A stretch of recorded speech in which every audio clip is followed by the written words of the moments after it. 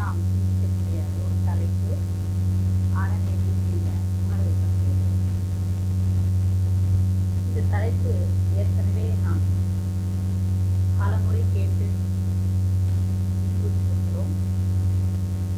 இந்த கருத்தை பற்றி தெரியாதவர்கள் நிச்சயமாக இந்த மன்றத்தில் இல்லாதவர்கள் யாரும் இருக்க மாட்டார்கள். அனைவருக்கும் தெரிந்த ஒரு கருத்து தான்.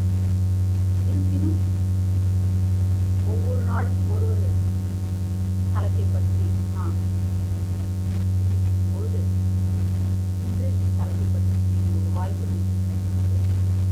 எனவே நம்மிடம் இருக்கக்கூடிய அந்த விளக்கத்தை மீண்டும் ஒரு முறை நாம் தெளிவுபடுத்திக் கொண்டோம். கிடைத்திருக்கிற பிறவி இந்த மனிதர்கள்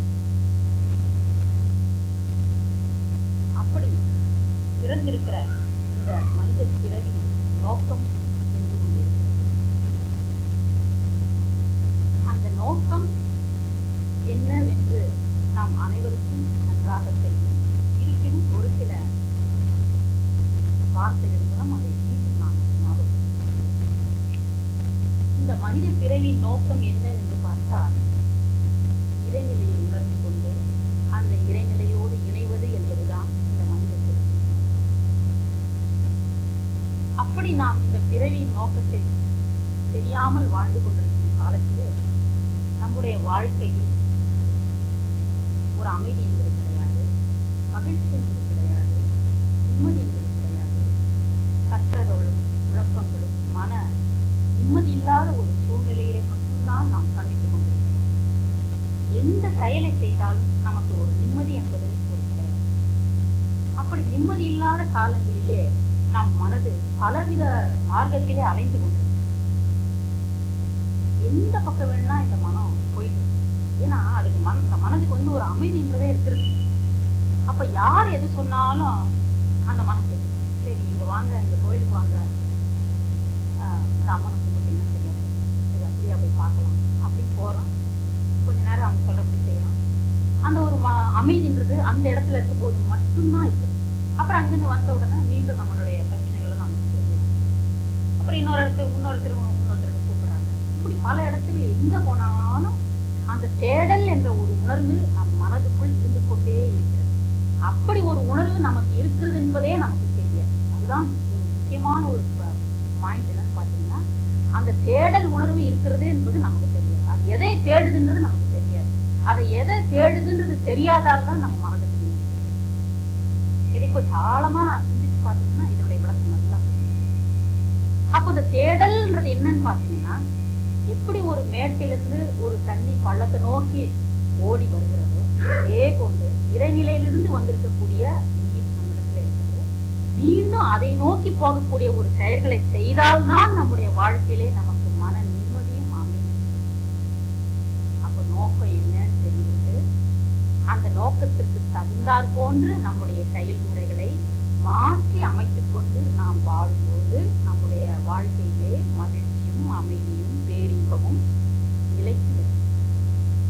இப்போ நமக்கு நோக்கம் என்னன்னு தெரிஞ்சு போச்சு. அப்போ இந்த நோக்கம் தெரிஞ்சு போச்சு.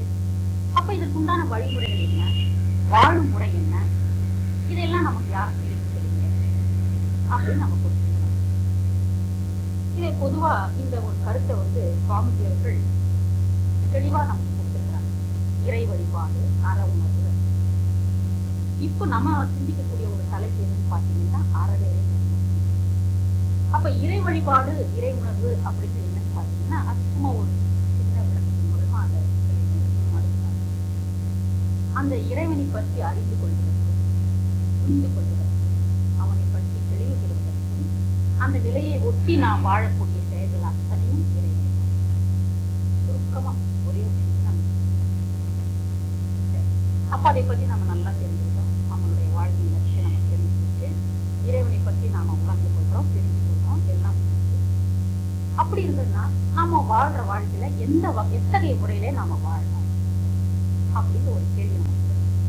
ஏன்னா எதையுமே நமக்கு யாரும் சொல்லி தரல. நம்ம படிச்சிருக்கிறது, பாக்குறது, கேட்டிருக்கிறது எல்லாம் என்னன்னு பாத்தீங்கன்னா அன்றன்ற தேவைகளை பூர்த்தி செய்து கொள்வதற்கும் நிறைவு செய்து கொள்வதற்கும் அந்த நேரத்துல வரக்கூடிய ஒரு மகிழ்ச்சி அமைதி அதுக்கு மட்டும்தான் பயனுள்ளதா இருக்கிறதே தவிர நிறைவான ஒரு இன்பத்திற்கும் ஒரு மகிழ்ச்சிக்கும் எந்த விதத்துல யாரும் நம்ம அதே முறை நம்ம எல்லாரும் இந்த விஷயத்தை உட்கார்ந்து பேசணும்னா அதுக்கெல்லாம் மூல காரணம் யாருன்னு பாத்தீங்கன்னா நம்ம சுவாமி. அப்படி வரும்பொழுது பார்த்தோம்னா பொதுவாய்க்கு ஒரு ஜீவராசிகள் ஐந்தறிவு படைத்த ஜீவராசி மனிதனுக்கு மட்டும் இந்த 6வது அறிவு இருக்கு நமக்கு எல்லாம் தெரியும். இந்த ஜீவராசிகள் என்ன செய்யுது பாத்தீங்கன்னா ஒரு குரங்கு நிறுத்தோம்ல அதுக்கு ஒரு பசி வந்த உடனே எங்கேயோ 2 இலையை சாப்பிடுது. ஏதோ பழம் எல்லாம் கிடைச்சதுன்னா அந்த நேரத்துக்கு பசி வருது உடனே அந்த பழத்தை பசி சாப்பிடுது. தன்னுடைய பசிக்கு எந்த அளவுக்கு அந்த பழம் தேவைப்படுதோ அந்த அளவுக்கு அந்த பழத்தை சாப்பிட்டு நீரை தூக்கி செய்யுது. அவ்வளவு. இது வந்து எல்லா விலங்கினங்களும் ஐந்தறிவு உள்ள ஜீவராசிகள் அத்தனையுமே இப்படித்தான் செய்யுது. அது நாளைக்கு வேணுன்றதுக்காகவோ இல்ல அப்படியே வெறும் கீரையா சாப்பிட்டா நல்லா இருக்காது அதை ஏதாவது ரோஸ்ட் பண்ணி சாப்பிடலாம் சமைச்சு சாப்பிடலாங்கிற உணர்வோ எல்லாருமே இயற்கையில் உள்ளதை உள்ளவாறு அப்படியே அதை உபயோகித்து பயன்படுத்திக் கொள்ளக்கூடியது. ஆனா இந்த மனிதனான பட்டம் மட்டும் என்ன செய்யறாங்க பாத்தீங்கன்னா அதே அந்த கேரக்டர் அவங்க என்ன செய்யறாங்க பாத்தீங்கன்னா தன்னுடைய அறிவு நுட்பத்தாலும் இன்னைக்கு இருக்கக்கூடிய ஒரு விஞ்ஞான அமைப்பாலும் எத்தனையோ வகையில எல்லா விதமே டெவலப் ஆயிடும். இப்போ நிறைய அட்வர்டைஸ்மெண்ட் பாத்தீங்கன்னா அங்கங்க ஹோட்டல்ல பாத்தீங்கன்னா சுவைக்க மணக்க இனிக்க குளிக்க எல்லாம் போட்டு சாப்பிடலாம் வாங்க அப்படி போட்டோம். அது ஒரே கேரக்டர் எத்தனை விதமாக வேணாலும் நம்ம அதை சமைக்கலாம். யார் யாருக்கு எந்தெந்த வகையில அந்த உணவு முறை பிடிக்குமோ அதை சமைச்சு சாப்பிடறதுக்கு எத்தனை விதமான கருவிகள் நமக்கு தேவைப்படுது யோசனை பண்ணிப்பாங்க. அடுக்கிறதுக்கு ஒரு கத்தி வேணும் இல்ல அதுக்கு தோல் சிவத்துக்காக தோல் சிவ ஒரு அமைப்பு வேணும் அதை அடுப்பு வைக்கிறதுக்கு ஒரு பாத்திரம் வேணும் அது சூடு பண்ண ஒரு கேஸ் வேணும் அப்புறம் அந்த கேஸை பற்ற வைக்கிறதுக்கு ஒரு லைட் அடிக்கணும் அப்புறம் சாப்பிடறதுக்கு ஒரு பிளேட் வேணும் அந்த பிளேட்டை சாப்பிடறதுக்கு ஒரு ஸ்பூன் வேணும். எத்தனை அமைப்புகளை வச்சு நம்ம அந்த ஒரு உணவை நம்ம சாப்பிடுவோம். அப்போ இந்த இயற்கையில என்ன அமைப்பு கிடைச்சாலும் அதை அப்படியே நம்ம யூஸ் பண்ணிக்காம நம்முடைய அறிவை கொண்டும் செயல்திறன்களை கொண்டும் இன்றைக்கு இருக்கக்கூடிய ஒரு விஞ்ஞான அமைப்பு கொண்டும் எல்லாத்தையும் மாற்றி அமைச்சு அந்த இன்பத்தையும் வெற்றியும் தோன்றும். விலங்கினத்துக்கும் நமக்கும் ஒரு வித்தியாசம் பார்த்தீங்கன்னா அப்படி இதை மாற்றி அமைச்சு கொண்டு இதையெல்லாம் நம்ம அனுபவிச்சு கொண்டிருக்கிற வேலை நம்ம என்ன மாதிரி செயல்கள் இந்த சமுதாயத்தில் செய்யணும் அப்படின்னு ஒரு சின்ன கேள்வி. நம்முடைய மனதையும் நாம் செய்யக்கூடிய செயல்களையும் ஏன்னா நம்ம இப்ப இயற்கையை எப்படிலாம் மாத்தி நம்மளுடைய வசமா கொண்டு வந்து நம்ம என்னென்ன செயல்கள் செய்யறோம் அப்படின்னு நமக்கு நல்லா தெரியும். அப்போ அந்த மாதிரி செயல்கள் செய்யும் பொழுது நம்ம மனதையும் சரிப்படுத்திட்டு நாம் செய்யக்கூடிய செயல்களையும் சரிப்படுத்திக் கொண்டு மிகுந்த நல்ல ஒரு உணர்விலே ஒரு முறையிலே தனக்கும் பிறருக்கும் தற்காலத்திலும் பிற்காலத்திற்கும் யாருக்கும் எந்த வகையிலும் துன்பம் தராத ஒரு செயல்களை முறைப்படுத்தி நெறிப்படுத்திக் கொண்டு நாம் வாழும் ஒரு வாழ்க்கை நெறிதான் அறநெறி. அப்ப அந்த அறநெறினா என்ன அப்படின்னு ஒரு கேள்வி. அறநெறிகள் என்னன்னு பாத்தீங்கன்னா ஒழுக்கம் கடமை இது நம்ம ஒரு நாளைக்கு 1000 முறை இதை பத்தி நம்ம கேட்கணும். இதுதான் அறநெறி ஒழுக்கம் கடமை இது நல்லா எல்லாருக்கும் நல்லா நமக்குள்ள ஒரு கேள்வி வருது. இருந்தாலும் அதை பற்றி ஒரு ஆராய்ச்சி எந்த அளவுக்கு இந்த சமுதாயத்திலே வளம் பெருகி இருக்கிறதோ மற்ற அமைப்புகள் நிறைந்திருக்கிறதோ இதுக்கெல்லாம் என்ன காரணம் பார்த்தீங்கன்னா எந்த அளவுல அறநெறிகள் தழைச்சிருக்கிறதோ அந்த அளவுக்கு தான் ஒரு நாட்டினுடைய முன்னேற்றம் ஒரு வீட்டினுடைய முன்னேற்றம் ஒரு சமுதாயத்தினுடைய முன்னேற்றம். எங்க அங்க அறநெறிகள் கம்மியா இருக்கிறதோ வளம் குறைந்திருக்கிறதோ அப்போ அந்த நாடு வீடு எல்லாமே வந்து ஒரு மோசமான ஒரு கண்டிஷன். அப்ப எல்லா வளங்களும் நிறைந்து ஒரு நிறைவோடு ஒரு அமைப்போடு இருக்கணும்னு பாத்தீங்கன்னா அந்த இடத்துல அறநெறிகள் நிறைந்து இருக்கணும். அறநெறி உள்ள செயல்கள் அங்க செய்து கொண்டே இருக்குது. அப்படி ஓரளவுக்கு இந்த மனவளவியல் கலையில சேர்ந்து நம்ம எல்லாம் கொஞ்ச நஞ்சு செஞ்சுட்டு இருக்கிறதால ஓரளவுக்கு ஒரு சமுதாயத்துல ஒரு சில நல்ல அமைப்புகள் இருக்கு. சாமிஜி போன்றவங்க இருந்து எத்தனையோ காரியங்கள் செஞ்சிருக்காங்க அறநெறிகள் அமைப்பு. அதனாலதான் கொஞ்சமாவது நல்ல செயல்கள் நாட்டு நடந்து கொண்டு. அப்ப இதை வந்து மேலும் நாம் பெருக்குவது எப்படி அந்த கேள்விதான் இங்க நம்ம அதை பத்தி யோசனை. சரி, முதல் விளக்கமா ஒழுக்கம் அப்படின்றது எடுத்துப்பாரு. ஒழுக்கம்ன்றது விளக்கம் வந்து எப்படி வேணாலும் நம்ம எடுத்துக்கலாம்.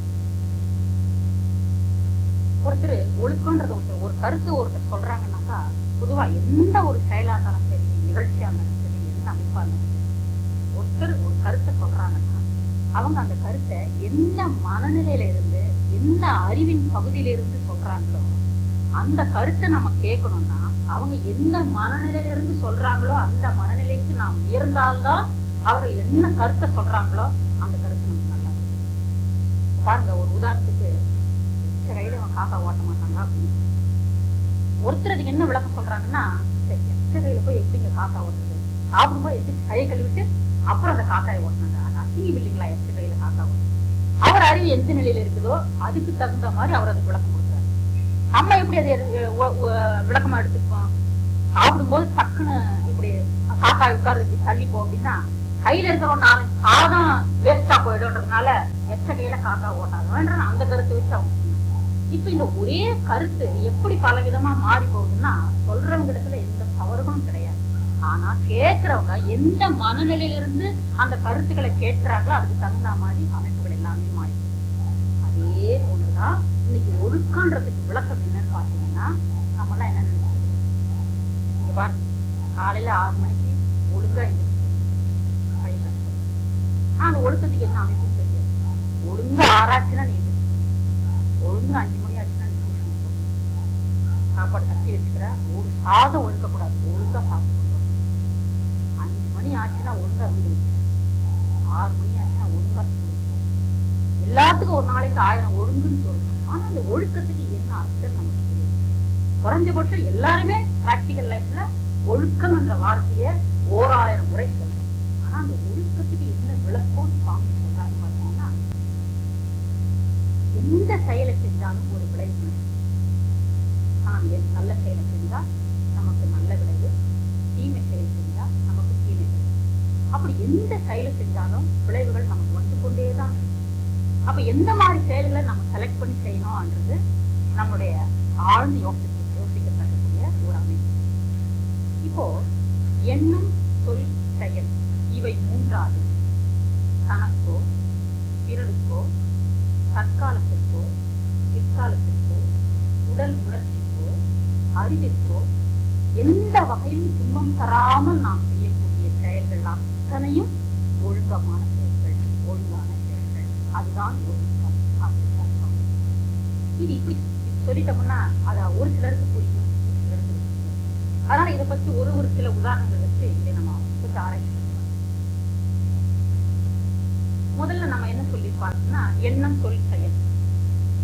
எல்லாருக்கும் இது தெரிஞ்ச எண்ணமான இதில் ஆசிரியர் மித்தல் இதெல்லாம் நிறைய நீங்க பார்த்திருப்பீங்க. இருந்தாலும் ஒரு செகண்ட் இதை பத்தி நம்ம ஞாபகப்படுத்திட்டு அடுத்த இது நினைச்சா என்னங்க சொல்றான், அவன் நல்லா இருக்கக்கூடாது, நம்ம கிட்ட இருந்து எத்தனை பணத்தை குடிக்கிட்டு அவன் போயிருக்கிறான், அவன் எப்படி நல்லா இருக்கு நினைச்சு பார்க்க நம்மளால எந்த செயலும் செய்ய முடியும். நம்ம மனவளக்கலை மன்றத்துல நினைச்சு அவ்வளவு நீ நினைச்சாலே உடனே அவனுக்கு போய் அது பண்ணி அவனிடத்துல பாவலையா போய் பாரு.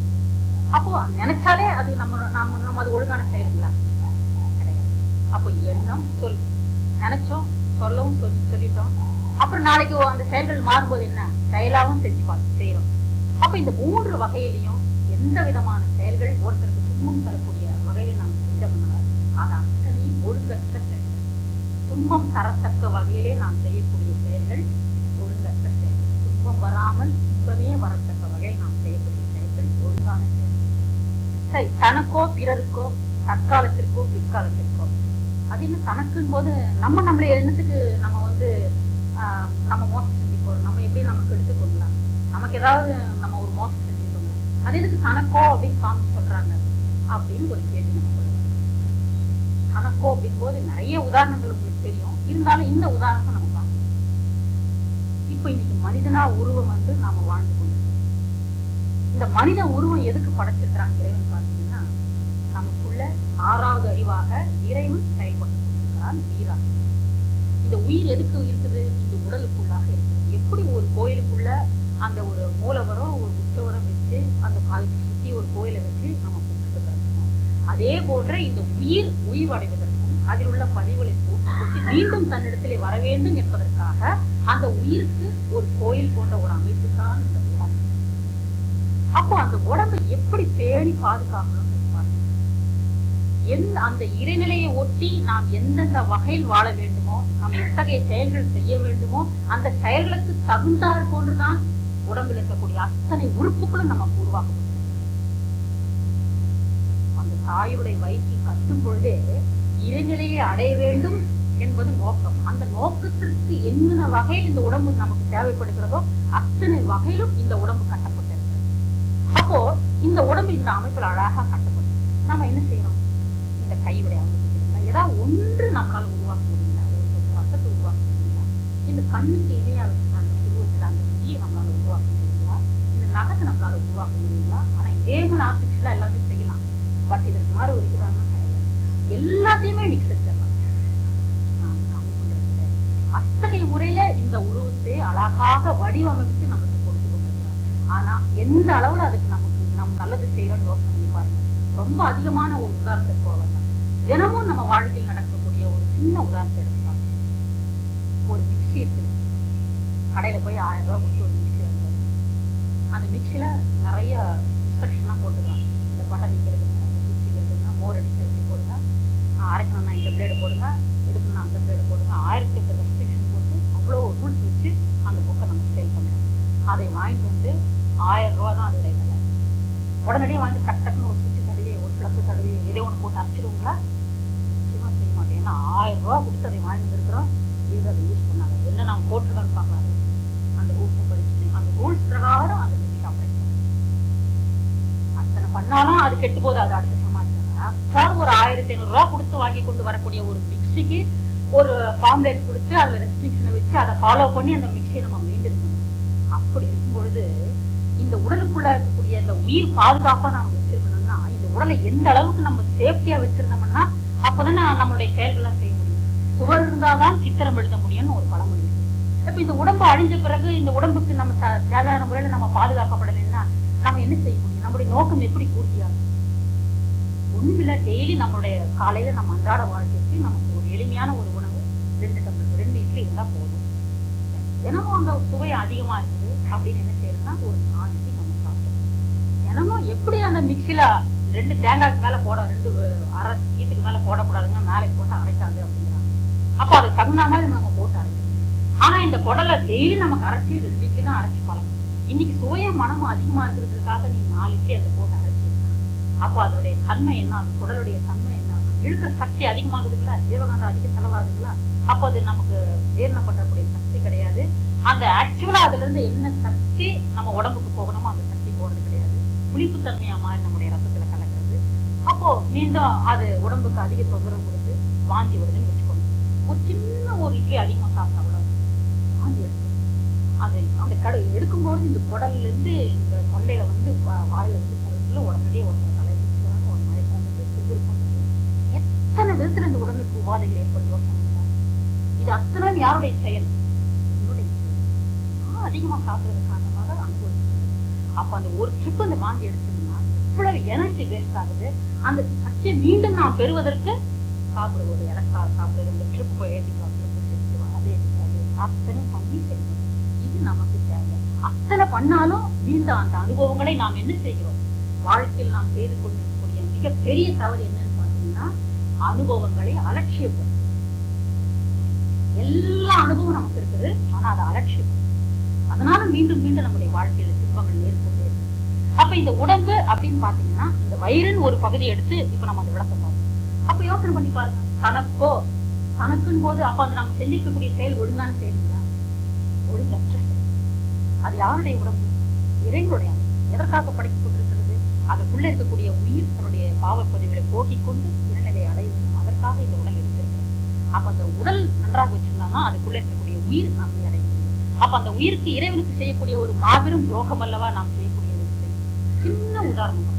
ஆனா இதுவே அப்படின்னா அப்ப நம்ம எத்தனை செயல்கள் நம்ம செஞ்சு கொண்டிருக்கோம்னு யோசனை பண்ணி பாருங்க. கணக்கு பிறருக்கோன்றதை பத்தி நம்ம பேச வேண்டாம். ஏன்னா ஒரு நாளைக்கு 90% நம்ம அதை தான் செய்யணும்.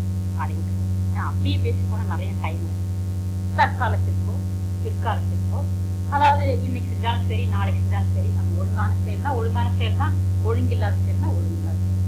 அது என்ன அறிவிற்கும் அப்படின்னு ஒரு கருத்து சொல்றாரு. இப்ப நம்ம கொஞ்ச நேரத்துக்கு முன்னால இந்த உடம்பையே எடுத்துக்கணும். நம்முடைய நோக்கம் என்ன? அந்த இறைவனை ஒட்டி நாம வாழ வேண்டியது நம்முடைய நோக்கம். அப்படி இருக்கும்போது ஒரு இந்த கையில வந்து ஒரு சின்ன வலி, ஒரு ஏதோ ஒரு சீரான ஒரு வியாதி, அப்படியே அது எலும்புக்குள்ள போச்சு, ஒரு சீழ் பிடிச்சு வலின்னு தான் நான் பார்த்தேன். எக்ஸசைஸ் பண்ணி பார்த்தேன், அது பண்ணி பார்த்தேன், இது பண்ணி பார்த்தேன். ஒரு 6 மாசம் கழிச்சு பார்த்தா இதோட கை எடுத்துருந்தாங்க. அது அப்படியே உள்ளுக்குள்ள சீழ் பிடிச்சிட்டு இருக்குங்க. அப்ப இந்த நான் வலியை அனுபவிச்சு கொண்டிருக்கிறேன் பாருங்க. என்ன பண்ணாலும், யார் கூட பேசினாலும், என்ன தெளிவடைஞ்சாலும், சுவாமிஜியே நான் போய் பார்த்தேன்னா கூட இந்த ஏன்னா உள்ளுக்கு கீழ் பிடிச்சிருக்குன்னா எந்த அளவுக்கு அது பெயினா இருக்கும். அந்த அறிவு, நம்முடைய அறிவு எங்க இருக்கணும்? இந்த நிலையிலே அந்த இறைநிலையை ஒட்டி இருக்கக்கூடிய ஒரு அறிவு இந்த கையில ஒரு தேவையில்லாத ஒரு உபாதையை நாம் பெருக்கொண்டோம். ஏன்னா ஆரம்ப ஸ்டேஜ்ல அதை நம்ம கவனிக்காம இருக்கோம். அது நாளுக்கு நாள் என்ன ஆயிருக்குது, உள்ள வந்து இன்ஃபெக்ஷன் ஆயிருக்கு. அப்போ அந்த வலி நம்ம உடம்புல இருந்து கொண்டே இருந்துச்சுன்னா இந்த அறிவு வந்து எதை பத்தியுமே நினைக்கும். எப்பவுமே இந்த வலி மேலேயே அந்த அறிவு எங்க எதை யோசனை பண்ணாலும் ஒரு 10 நிமிஷம் நம்ம ஒரு இனிமையா பேசணும், 2 நிமிஷம் 3 நிமிஷம் பேசணும். அப்போ அந்த மிகப்பெரிய அந்த அமைப்பு, அந்த அறிவானது என்ன விரும்பி நிலையில இருக்கக்கூடிய அறிவு அந்த இடத்துல அப்ப அதுவும் ஒரு துன்ப ஒழுங்கற்ற செயல் தானே. அப்ப அது நம்ம என்ன செய்யணும்னா நம்ம எல்லா வழிகளும் தெரியும் எப்படி வருதுன்றதான் இப்ப நம்ம பார்க்கவே தவிர வழிமுறைகள் எல்லாம் நம்ம சாமி சொல்லி கொடுத்துருக்காங்க. அது என்ன எஃபெக்ட், அதை எப்படி மாற்றி கொடுக்குறது, அது எதுக்காக நம்ம இந்த அளவுக்கு நீண்டு விட்டா எந்த நாளும் நம்ம அலட்சியப்படுத்தினா இந்த அந்த வகையில் நமக்கு வந்தது எல்லாம் நமக்கு தெரியும். அறிவிக்கோ உடல் உணர்ச்சிக்கோ அது நல்லா தெரியும். இப்போ அவங்க உட்காந்துருக்காங்க, அவன் பாருங்க மெயின் அவங்க சினமே வராதுன்றா பாருங்க, ஒன்னும் இல்லை ஒரு வார்த்தை சொல்ல பாருங்க உடனே எதிர்வாங்க. எதுக்கு இந்த தேவையில்லாத அவனுக்கு சினம் வருதா இல்லையான்னு பாக்குறதா நம்முடைய வேலை. அதே ஒரு ஜீவராசி எடுத்து அது பாட்டுக்கு ஒரு அவையோ ஒரு குருவியோ ஒரு சக்கரையோ எடுத்து போயிட்டே இருக்கு. அது நல்லா தெரியும், அது பாட்டுக்கு லைனா போயிட்டே இருக்கும். இருந்தாலும் ஒரு குச்சியோ ஒரு அதையோ வச்சு அது வாயில இருந்து அது எடுக்கும். உடனடியா அந்த அமைப்பு அந்த அது வாயில இருந்து அது எடுத்த உடனே எந்த மாதிரி ஒரு சுத்தி தன்னுடைய உணர்ச்சி அது வெளிப்படும். ஆத்தால் ஒண்ணும் கிடையாதுதான், ஆனா அதுக்குள்ள அப்படி ஒரு ஒழுங்கற்ற செயல் நம்ம செய்யக்கூடிய செயலை அதை நம்ம செய்யக்கூடிய செயலை நம்ம யோசனை பண்ணி பாருங்க. அதே மாதிரி காலையில இருந்து பாருங்க, நான் அந்த இறைநிலையை பார்க்காம அதை நம்ம செய்ய மாட்டான். உண்ணாவிரதம் உட்கார்ந்து இந்த செயல் முடியாம நான் ஒண்ணும் செய்யறது இல்லைங்க. பச்சை தண்ணி கூட குடிக்க மாட்டேங்க உட்கார்ந்து. 10 மணி ஆனா மயக்கமாவது, இதெல்லாம் வறட்சி ஆகுது, இதெல்லாம் தோல் வந்து போகுது, பச்சை எடுத்து உடல் அப்படியே இப்படி நிமிந்து நிற்க முடியாது, அந்த அளவுக்கு உடல் சுருண்டு போகுது. அதே பட்டி போடுறதுக்கு நீ யார்? உனக்கு என்ன உரிமை இருக்குது அந்த உடலை பட்டி போடுறதுக்கு, அந்த உடலை சுருங்க விடுறதுக்கு, அந்த வறட்சி ஏற்படுத்தி உனக்கு என்ன அதிகாரம் இருக்கு? யோசனை பண்ணி பாருங்க. எந்த அமைப்பும் கிடையாது. அப்படியே அதை நீ அந்த அமைப்புல மாத்தி நீ செய்யறேன்னா அது என்ன செய்ய? ஒழுங்கற்ற செய்ய. இப்போ இந்த கருத்தெல்லாம் வச்சுட்டீங்க, தனக்கோ பிறருக்கோ தற்காலத்திற்கோ பிற்காலத்திற்கோ அறிவிற்கோ உடல் உணர்ச்சிக்கோ துன்பம் தரக்கூடிய செயல்கள் அத்தனையும் ஒழுங்க. அப்ப அது இல்லாம நம்ம எல்லா செயல்களும் மாத்தி கரெக்டா செஞ்சோம்னா என்ன, அது என்ன இதேதான் அந்த பாவம்ன்ற சப்ஜெக்ட் பாவம் சொல்றாரு. அது வேற இது வேற கிடையாது.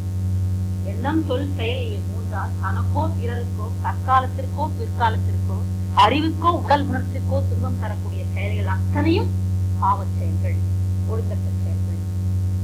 அப்படி எது ஒழுங்கான செயல்கள்? அந்த இறைநிலையை ஒட்டி அந்த இறைவனை உணர்ந்து அந்த இறைநிலைக்காக நாம் செய்யக்கூடிய செயல்கள் அத்தனை ஒழுங்கான செயல்கள், ஒழுங்கற்ற புண்ணிய செயல்கள். அப்போ இந்த ஒழுக்கம் என்ற அமைப்பை வச்சு பாத்தீங்கன்னா அப்போ நாம செய்யக்கூடிய செயல்கள் எல்லாம் எந்த அளவுக்கு கரெக்டா இருக்குன்னு யோசனை பண்ணி பாருங்க. ஒழுக்கம் விழுப்பம் தரலாம், ஒழுக்கம் உயிரினும் போகப்படும் அப்படின்னு வள்ளுவர் சொல்லிட்டாங்க. அப்ப அந்த ஒழுக்கத்துக்கு இதுவரைக்கும் நாம வச்சிருந்த டெஃபினிஷன் என்ன, சுவாமிஜி அவங்க ஒழுக்கன்றதுக்கு என்ன டெஃபினிஷன் கொடுக்குறாங்கன்னு யோசனை பண்ணுறாங்க. எந்த காரணத்தை கொண்டும் எந்த ஒரு அமைப்புக்கும் நம்ம எந்த கடுகளவு கூட சும்மா தரக்கூடிய செயல்கள் நாம் செய்யணும். அந்த இறைநிலைக்கு எதிராக நாம் செய்யக்கூடிய செயல்கள் அத்தனை ஒழுக்கற்ற செயல்கள், பாவ செயல்கள், பழி செயல்கள். அது எப்படி அத்தனை செயல்களும் பழி செயல்கள்? ஏன்னா இப்போ ஒரு உதாரணம் இருக்கு. அடுத்த வாரம் இப்போ நம்ம வந்து கேடி தியேட்டருக்கு போகணும் அப்படின்னு வச்சுக்கோங்க. 2 மணிக்கு சினிமா தியேட்டர்ல படம், 1 மணிக்கு வீட்டுல இருந்து கிளம்பணும். 1 மணிக்கு கிளம்பி இங்கிருந்து கேஜிக்கு உங்களுக்கு இந்த எந்த நம்பர் போக தெரியல, அந்த நம்பர் த்ரூ பஸ் பிடிச்சா நாங்க போவீங்க. நீங்க இல்லைங்க உக்கடம் போயிட்டு உக்கடத்துல டவுனால் போயிட்டு டவுனா வந்து கேஜிக்கு போகலான்ட்டு யாராவது வருவீங்களா? படம் போயிடும், பேர் போயிடும். முன்னால் ஃபர்ஸ்ட் பாட்டு நல்லா இருக்குன்னு சொல்றாங்க. எப்படி மிஸ் பண்ண முடியும்? சரி டைம் ஆயிடுச்சா, டக்குன்னு ஒரு ஆட்டோ பிடிக்கல, டாக்ஸி பக்கத்து வீட்டுக்கார யாருக்கா பாருங்க, எத்தனை ஆர்வத்தோட அந்த 10 நிமிஷத்துக்குள்ள குயிக் ஆக்ஷன் எடுக்கணும். யோசனை பண்ணி பாருங்க. அப்படி ஒண்ணும் இல்லாம அந்த படத்தை பாக்குறதுக்கு அந்த 1/2 மணி நேரத்துல நம்முடைய மூளை டக்குன்னு மாத்தி எல்லா வேலையும் செஞ்சுக்கணும். அப்படி நம்முடைய நோக்கம் மிக பெரிய ஒரு நோக்கத்திற்கு நாம் இதுவரைக்கும் செஞ்சுக்கிட்ட அத்தனை செயல்களும் பவர் செயல். அப்ப எல்லாத்தையும் மாத்தி ஒழுங்கா செய்யணும்னா அப்ப எந்த மாதிரி ஒரு செயல்களை செஞ்சா அந்த இறைநிலையை நோக்கி நாம போக முடியும்? அப்படி செய்யக்கூடிய செயல்கள் தான் ஒழுக்கமான செயல்கள். ஒழுக்கம். அடுத்து பாத்தீங்கன்னா கடமை. கடமை அப்படின்றது கடன் பிரச்சனை. சென்ட்ரல் கவர்மெண்டே கடன் வாங்கிட்டு நம்ம என்னது நம்ம நினைச்சுக்கிற கடன் பக்கத்துக்கு ஒரு 1000 ரூபாய் வாங்கிருக்கோம், பேங்க்ல ஒரு 10,000 ரூபாய் கடன் வாங்கிட்டு எங்க அப்பாவுக்கு ஒரு 10,000 ரூபாய் வச்சுக்காரு. இந்த அளவுலதான் நம்ம கடனுக்கு வந்து ஆக்சுவலா கடன் அப்படின்னு என்னன்னு பாத்தீங்கன்னா தாயுடைய வயிற்றுல இருந்து நம்ம வெளியே வரும். அது வெளியே வரும்போது எப்படி வரும்? உடலும் உயிரும் மட்டும்தான் வெளியே வரும். துணி கூட தாயுடைய வயிற்றுல இருந்து எப்படி வெளியே வரும்? உடலும் உயிரும் சேர்ந்த ஒரு அமைப்போட வெளியே வரும். அது வெளியே வரும் வந்த மட்டும்தான் அங்கிருந்து அப்படியே வந்திருக்கிற ஒரு அமைப்பு. அதுக்கப்புறம் அப்ப போட்டுக்கிற ஒரு சின்ன ஒரு கவுண்ட்ல இருந்து இன்னைக்கு போட்டுக்கிற ஒரு 6 புடவை வரைக்கும் பாத்தீங்கன்னா இந்த அமைப்பு தேர்ந்தெடுத்து இந்த சமுதாயத்தோட அமைப்பு. சரி, ஒரு வயசு பிறந்த உடனே நம்ம போய் என்ன செய்ய ஒண்ணும் செய்ய முடியாது. அப்போ ஒரு 10 வயசு 15 வயசு வரைக்கும் இந்த சமுதாயத்தினுடைய அமைப்புகள் எல்லாம் நம்ம தெரிஞ்சுக்கிட்டு விலகி கொண்டு அதுக்குள்ள என்னென்ன அமைப்புகள் இருக்குதோ எல்லாத்தையும் நம்ம வாங்கிக்கொண்டு நம்ம சந்தோஷமா வாங்கிக்கணும். அதாவது நம்ம பிறந்தாச்சு, எல்லா வகையிலும் இருக்குது, ஒரு கல்யாணம் பண்ணோம், குழந்தை இருந்தாச்சு, கொஞ்சம் காசு படிக்கிறான், கொஞ்சம் படிக்கிறான், வீடு இருக்குது, காசு எதையும் நினைச்சு பார்க்க கூட அவனுக்கு இல்லை. இன்னும் உட்கார்ந்து பார்த்துட்டு உடம்பு ஒத்துழைக்க மாட்டேங்குது. அந்த அளவு எனக்கு எல்லாம் நிறைவா இருக்கு. இத்தனையும் எங்கிருந்து நீ வாங்கின? சமுதாய அமைப்பில் இருந்து இன்னும் பணம் கொடுத்தா உனக்கு அரிசியாது, பணம் கொடுக்காட்டி அவன் கொடுத்துருவானா அப்படின்னு தான் நமக்கு தெரியும். அதே அமைப்பு நீ பணம் கொடுத்தாலும் நீ உனக்கு அந்த அரிசி வந்து அரிசி ஏற்படுது. இதுக்கு சாமி சொல்றாங்க, அது 1 கோடி மக்களுடைய உழைப்பு அதுல இருந்திருக்காங்க. பணத்தால மட்டும் எதையும் நம்ம சாதிச்சுக்க முடியும் நம்ம நினைக்கவே கூடாது. ஏன்னா நம்முடன் எப்பவுமே இருக்கக்கூடியது என்னன்னு பாத்தீங்கன்னா நாம் செய்து கொண்டிருக்கக்கூடிய செயல்கள் மட்டும்தான் நம்ம இடத்துல இருக்கும். எப்படி நம்ம பிறந்து வந்தோம் அந்த உடலும் உயிரை வச்சுட்டு இருக்கோம், அதுக்கு மீன் நம்ம என்ன செஞ்சுட்டு இருக்கிறோம்னா நாம் சேர்ந்திருக்கிற சொத்தோ சுகமோ அமைப்புகளோ நம்ம இடத்துல வர்றது கிடையாது. நாம் செய்திருக்கக்கூடிய செயல்கள் மட்டும் நம்ம இடத்துல போயிட்டே இருக்கிறோம். திடீர்னு ஒரு ஆக்சிடென்ட் ஆகுது. அப்போ எங்க அப்பா மினிஸ்டர், எங்க அப்பா எங்க தாத்தா கலெக்டர், எங்க அண்ணன் பெரிய ஐஏஎஸ் ஆகுது, எவ்வளவு பெரிய ஆளா இருக்கோம். அந்த ஆக்சிடென்ட் ஆச்சு, வண்டி ஏறியாச்சு, உனக்கு கால் போயிடுச்சு. யார் என்ன பண்ண முடியும்? ஒருத்தரும் ஒண்ணு பண்ண முடியாது. அப்போ உனக்கு துணையாக இருப்பது என்னன்னு பாத்தீங்கன்னா நீ செய்திருக்கக்கூடிய செயல் உனக்கு காரணமா இருக்கு. யாருடைய அமைப்போ உங்களுக்கு அந்த இடத்துல உதவாது. சரி, லட்சக்கணக்கான சொத்து இருக்குது, எனக்கு போன காலம் ஆர்டிபிஷியலா தான் வருமே தவிர இயற்கையான காலம் எனக்கு கிடைக்குமா? யோசனை பண்ணி பாருங்க. எனக்கு எந்த அமைப்பும் கிடையாது, எல்லாம் நிறைவா இருக்குது. பட் இதை அனுபவிக்கிறது யாரு? அப்ப என்னன்னு பாத்தீங்கன்னா ஒரு அமைப்பிலையும் பிறந்தாச்சு, நம்ம வாழ்ந்து கொண்டிருக்கிறோம். அப்போ ஒவ்வொரு உயிரும் தான் எந்த அளவுல இந்த சமுதாயத்திலிருந்து வாங்கி கொண்டோமோ அந்த அளவுக்கு இந்த சமுதாயத்துல எல்லாத்தையும் நம்ம திருப்பி தர வேண்டும். அதுதான் எத்தனை நம்ம வாங்கிட்டோமோ அந்த அளவுக்கு மீண்டும் இந்த சமுதாயத்துக்கு திருப்பி தரணும். அதை எத்தனை வகையில சாமி சொல்றாங்கன்னா தான், குடும்பம், சுற்றம், ஊர், உலகம், இந்த 5 வகையிலையும் இந்த கடனை திருப்பி தரணும் அப்படிங்கிறாங்க. தான் அப்படின்பது தனது, குடும்பம். தான்றது நம்ம நல்லா நம்ம ஒன்னொன்னுக்கு இறைநிலையை வச்சே நமக்கு உதாரணம் வச்சுக்கோம். ஏன்னா பல முறையில உங்களுக்கு தெரியும். அதனால நம்ம இந்த இறைநிலையை ஒட்டியே ஒவ்வொன்றுக்கும் விளக்கம் வச்சுக்கோம். தான் அப்படின்னு எடுத்தீங்கன்னா நாம் கொஞ்ச நேரத்துக்கு முன்னால விளக்கம் பார்த்த மாதிரி எல்லா வகையிலும் இந்த உடம்பு நல்ல முறையில வச்சுக்கிட்டு இதுக்கு ஒரு எந்த சொந்தரம் வரக்கூடாது. அந்த அமைப்பு தினம் நிறைய பாவம் செஞ்சுட்டோம். நம்ம ஒரு பாவமா நம்மளுடைய பாவங்களை கழிச்சுட்டு அந்த இறைநிலைக்கு போகணும். முதல்ல அது நமக்கு இந்த உடம்பு தேவைப்படுது. நேரத்துக்கே பார்த்து நாளைக்கு சாப்பிட்டு இந்த பாடுபடும் இன்னும் இந்த மாதிரி ஒரு செயலை செய்யக்கூடாது. அந்த அந்த உடலுக்கு வந்து எந்த வகையில நாம் நல்லது செய்யணும் அந்த மாதிரி செயல் இதுதான் தேவையா, எதுவுமே தேவையில்லையா, சரி வயிற்று ஒரு தொந்தரவு தான் சரி இந்த மாதிரி அப்படி அதுக்கு என்ன தேவையோ அந்த செயல்களை நம்ம செய்யற பாருங்க. அந்த தனக்கு தேவையான அந்த கடமை எதற்காக? நம்மளுடைய லட்சியத்திற்காக. குடும்பம், அந்த குடும்பம்னு எடுத்துக்கிட்டீங்கன்னா எனக்கு என்னங்க அம்மா காலைல சமையல் அப்பா சம்பாதிச்சு கொண்டு போட்டாரு, என் வேலையெல்லாம் செஞ்சுட்டு தம்பி தங்கச்சி இருக்காங்க, ஒரு குறையும் இருக்கு. நான் நீட்டா 12 மணிக்கு 9 ஆச்சுன்னா ஸ்கூலுக்கு போயிடுவேன், இல்ல 10 ஆச்சுன்னா நான் வேலைக்கு போயிடுவேன் அப்படின்னு. சரி, அந்த குடும்பம் யாரா இருந்தாலுமே எங்க அப்பா என் மேல உயிரே வச்சுக்கிறாங்க, அம்மா என் மேல உயிரே வச்சுக்கிறாங்க, தங்கச்சி பாத்தீங்கன்னா நான் இல்லாம சாப்பிட மாட்டாங்க. அத்தனையும் கரெக்ட். நீ மட்டும்தான் போக முடியும், யாரும் வர முடியாது. உங்களுடைய அமைப்புகளை சுமந்துட்டு நீங்க மட்டும்தான் போக முடியும். அப்ப அந்த கருத்து உள்ள நம்ம வச்சுட்டே இருக்கணும். என்ன அத்தனை அமைப்புகளும் நம்ம இடத்துல இருக்கு. அன்னை, தந்தை, தாய், தகவல், தாத்தா, பாட்டி எல்லாரும் இருக்கிறாங்க. எல்லாரும் நம்மளோட இணைஞ்சு இருக்கு சமுதாய குடும்பமா இருக்கும்போது அவர்கள் எத்தகைய வகையிலே நம்முடைய அமைப்பு உயிர்வடைவதற்கு அவங்களால என்னென்ன உதவிகள் நம்மளால நமக்கு செய்ய முடியுமோ அதெல்லாம் அவங்ககிட்ட நம்ம வாங்கிக்கிறோம். நம்மளால அவங்களுக்கு என்ன செய்ய முடியுமோ அதை செஞ்சுட்டே இருக்கோம். அதுதான் குடும்பம். எல்லாத்தையும் அங்க வாங்கிட்டு நான் கரெக்டா 9 மணிக்கு போனா டேபிள் 8 மணிக்கு சாப்பாடு சாப்பிட்டு போயிருன்றது கடமை கிடையாது. சரி, நம்ம காலையில இருந்துச்சா நமக்கு எல்லாத்தையும் கரெக்டா செஞ்சு கொடுக்குறாங்க, நம்மளால தவம் பண்ண முடியுது, மன்றத்துக்கு போக முடியுது, எல்லா வகையிலும் நம்ம குடும்பம் முழுமையா. இந்த குடும்பத்துக்கு நான் என்ன செய்யணும்? அது குடும்பம் தேவையில்லைங்க, வேலைக்காரி இருக்கிறாங்க, எல்லாம் செய்யணும். நம்ம எதுவுமே செய்ய வேண்டியது அப்படின்னு நம்ம அது மிக பெரிய தாய்க்கோ, தந்தைக்கோ, தங்கச்சிக்கோ, தாத்தாக்கோ, பாட்டிக்கோ அந்த இடத்துல என்ன இடத்துல டெப்ரிஷியேட் இருக்கு, யாருக்கு என்ன குறை இருக்கோ அந்த நிறைய அமைப்பு இருக்கு. அதுல எதை நம்மளால செய்ய முடியுமோ அந்த குடும்பத்துக்கு நம்மளால நம்ம திருப்பி தரணும் இல்லையா? எத்தனை வகையில அம்மாவுடைய அமைப்பு வாங்கி வச்சுக்கிறோம், அப்பாவுடைய அமைப்பு வாங்கி வச்சுக்கிறோம், தங்கச்சி தானே நம்ம துணி துவச்சு போடுறா, அத்தனையும் வாங்கி வச்சுக்கோம். ஒரு விதத்தையா நான் திருப்பி தரணும் இல்லையா? நான் ஒரு 5 ஸ்டார் டாக்ஸ் டைம் வச்சுக்கேன். உங்களுடைய அமைப்பை, உங்களுடைய செயலை அந்த குடும்பத்துக்கு உங்களால எந்த வகையில நம்ம செய்ய முடியும். அம்மா நீ ஏமா கஷ்டப்படுற, நீ உடம்பு சரியாது, சாப்பாடு நான் இன்னைக்கு ஏதாவது உங்க சஞ்சை வச்சுக்கோங்க, இல்ல தோசை தான் உங்களுக்கு நான் ஊற்றிக்கிறேன், நீங்களும் சாப்பிடுங்க நானும் சாப்பிடுறேன், ஒரு 8:30 மணிக்கு எந்திரிச்சு அதை செஞ்சு கொடுத்துட்டு நம்ம அந்த எண்ணம் நமக்கு வராது. ஏன்னு சொன்னீங்கன்னா இது இவங்க செய்யணும். இது யாராவது வழக்கப்பட்டது? இரவு போட்டிருக்காங்களா? பெண்கள் இதைத்தான் செய்யணும், ஆண்கள் இதைத்தான் செய்யணும், குழந்தைகள் இதைத்தான் செய்யணும், தாத்தா பாட்டி இதைத்தான் செய்யணும், யாராவது அது ஒரு ஒழுங்கு வச்சிருக்காங்க. இதெல்லாம் நம்மளால வரமறையப்பட்ட ஒன்று, நாமளா ஏற்படுத்தி கொண்ட ஒரு ஏன் இதை நம்ம மாற்றி அமைச்சு கொண்டு நம்முடைய வாழ்க்கையை இனிமையா நம்ம மாற்றி அமைச்சு கொண்டு அப்போ ஒவ்வொருத்தரும் அந்தந்த வகையிலே தன்னுடைய குடும்பத்துல எல்லாத்தையும் நம்ம பெருக்கணும். அப்ப எந்த ஒரு வகையிலாவது தன்னுடைய குடும்பத்துக்கு நாம் ஒரு நல்லது செய்யணும். அப்புறம் சுற்றம் பாத்தீங்கன்னா இந்த காலத்து சுற்றம் நம்ம 10 ரூபாய் இருந்தா தான், இல்லைன்னா அவன் கிடக்குறான். ஓரளவுக்கு நல்ல வசதியோட இருந்தீங்கன்னா எல்லாரும் நம்ம தேர்ந்து வருவாங்க. ஒரு 7 மணி நேரம் இருந்தாலும் இந்த காலத்துக்கு 100 பேர்ல 1-2 பேருக்காவது மனிதாபிமானம். இது அவங்க அப்பா காலத்துல எவ்வளவு பணம் அவங்க அப்பாட்ட நான் வாங்கி வச்சிருக்கேன். இந்த காலத்துல அந்த சாப்பாடு எனக்கே கஷ்டம் தான். இருந்தாலும் ஒரு 2 ரூபாய் அவங்க கொடுக்குற ஏதோ ஒரு புஸ்தகம் வாங்கிருக்கோம், இல்ல ஒரு சாப்பாட்டுக்கு இதுக்கோ ஆகட்டும் அப்படின்னு ஒரு நமக்கு நம்ம பெரியப்பாவோ சித்தப்பாவோ ஒருத்தர் உதவி இருக்கலாம். அது நமக்கு அது மனசுல ஆழ பதிஞ்சு.